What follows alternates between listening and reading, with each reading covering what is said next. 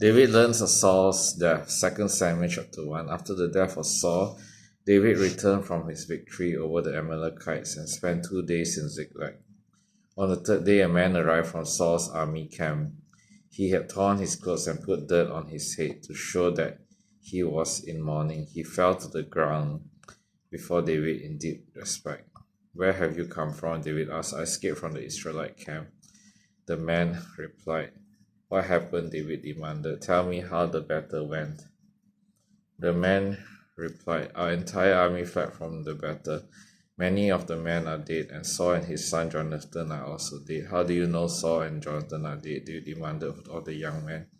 The man answered, "I happened to be on Mount Gilboa, and there was Saul leaning on his spear with the enemy chariots and charioteers closing in on him. When he turned and saw me, he cried out for me to come to him. 'How can I help?' I asked him. He responded, 'Who are you?' 'I am an Amalekite,' I told him. Then he begged me, 'Come over here and put me out of my misery, for I am in terrible pain and want to die.' So I killed him," the Amalekite told David, "for I knew he couldn't live. Then I took his crown and his armband, and I have brought them here to you, my lord." David and his men tore their clothes in sorrows when they heard the news. They mourned and wept and fasted all day for Saul and his son Jonathan, and for the Lord's army and the nation of Israel, because they had died by the sword that day. Then David said to the young man who had brought the news, "Where are you from?" And he replied, "I am a foreigner, an Amalekite, who lives in your land. Why were you not afraid to kill the Lord's anointed one?" David asked. Then David said to one of his men, "Kill him." So the man thrust his sword into the Amalekite and killed him. "You have condemned yourself," David said, "for you yourself confessed that you killed the Lord's anointed one." David's song for Saul and Jonathan.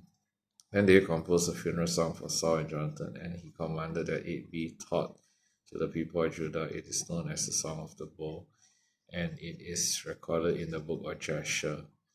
"Your pride and joy, O Israel, lies dead on the hills.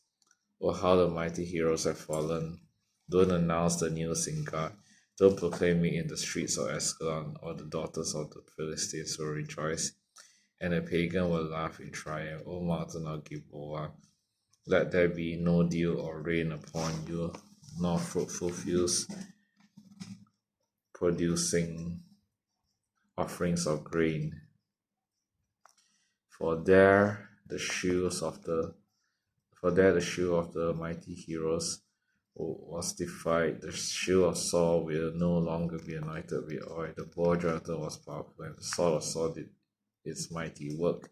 They shed the blood of their enemies and pierced the bodies of mighty heroes. How beloved and gracious are Saul and Jonathan. They were together in life and in death. They were swifter than eagles, stronger than lions. O woman of Israel, weep for Saul, for he dressed you in luxurious scarlet clothing, in garments decorated with gold. Oh, how the mighty heroes have fallen in battle. Jonathan lies dead on the hills. How I weep for you, my brother Jonathan. Oh, how much I love you. And your love for me was deeper than the love of woman. Oh, how the mighty heroes have fallen. Oh, how the mighty heroes have fallen, stripped of their weapons. They lie dead. It's the word of God.